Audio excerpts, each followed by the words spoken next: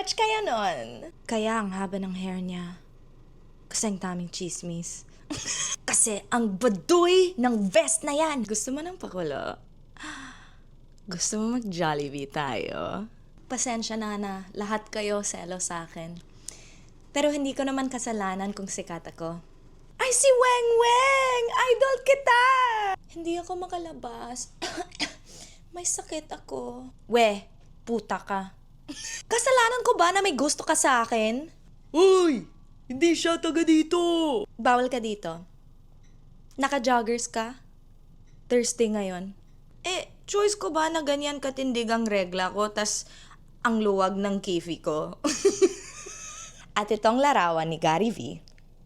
Ang lagi kong hawak kapag kumakanta ako. Ng mama mo. Can't say that.